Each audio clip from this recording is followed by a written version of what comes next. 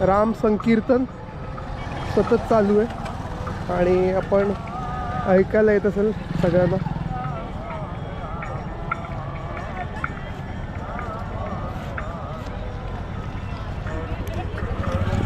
अशा प्रकारे माझी पूर्ण अयोध्या वारी. मी आता इथून आता मी मुंबईसाठी निघतो आहे.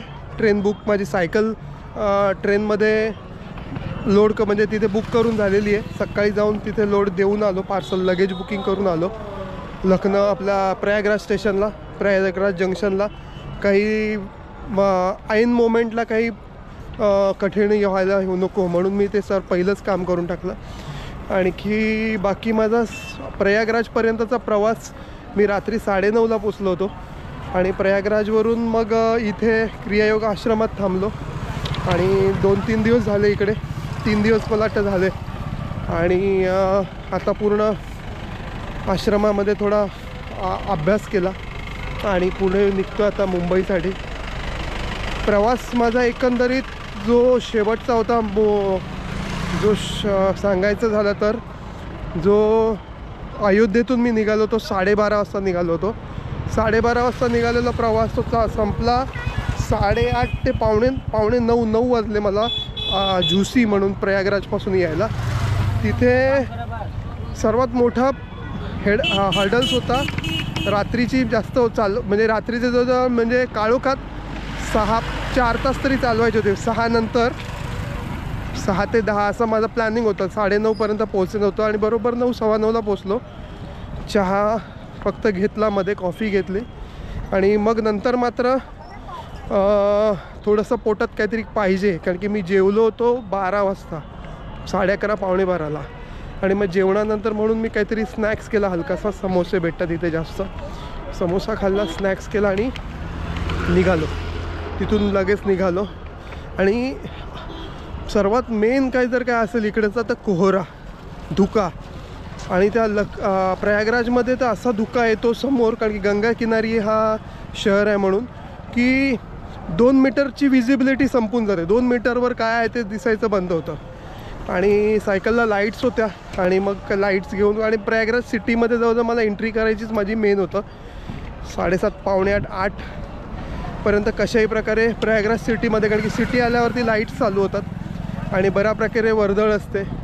अशा प्रकारे माझी एंट्री झाली प्रयागराजमध्ये. प्रयागराजमध्ये एंट्री करून मी फटाफट पुढे चालत राहिलो आणि मार्ग काय जास्त वेडावाकडा नव्हता, एकच स्थिर मार्ग होता.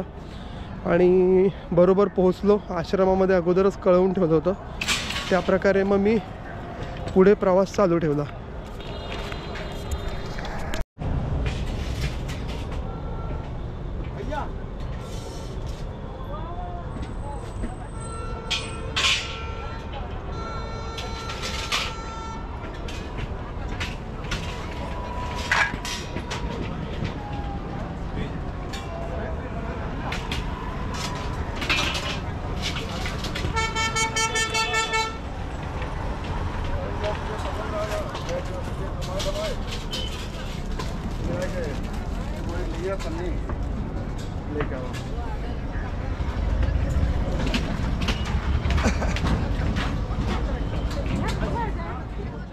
एकंदरीत प्रवास सुंदर झाला आणि शेवटची जी राईड होती 171 किलोमीटरची.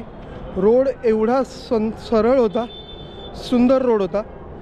त्यामुळे मी 8 तास सतत सायकल चालवत होतो. 8 तास.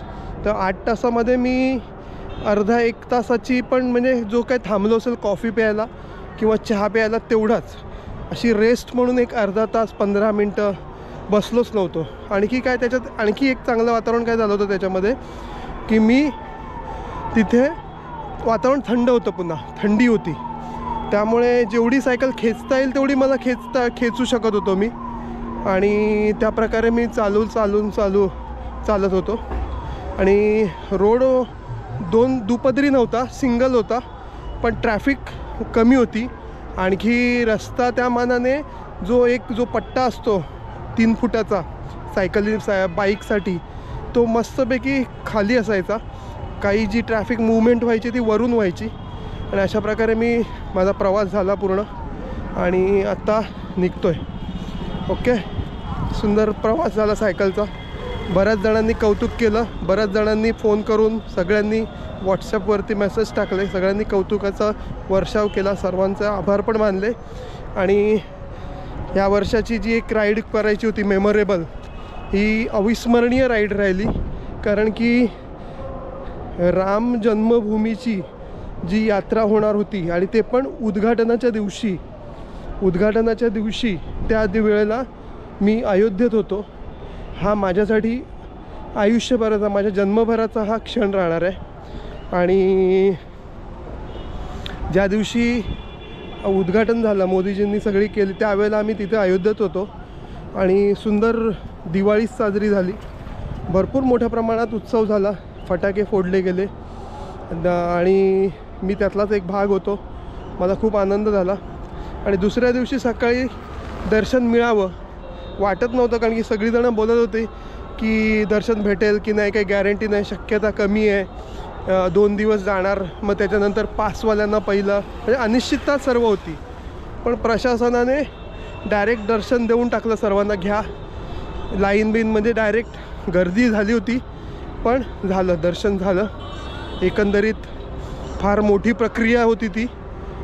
सरकारला फार हँडलिंग करणं फार मोठं कठीण टास्क होती. बघितली मी, स्वतः अनुभवलं. त्या गर्दीत मी स्वतः होतो आणि ती एवढी प्रचंड गर्दी हँडल करायची आणि पहिल्या दिवशीचा लोकांचा उत्साह आणि त्यामध्ये सगळा रामघोष, पुन्हा ती फोर्स, पोलीस फोर्स, एवढी पोलीस फोर्स, एवढे दिवस प्रोटेक्शन आणि पुन्हा ह्यामध्ये पब्लिक, तो जो लोंढा होता तो सांभाळणं पोलिसांनी मोठं टास्क होतं.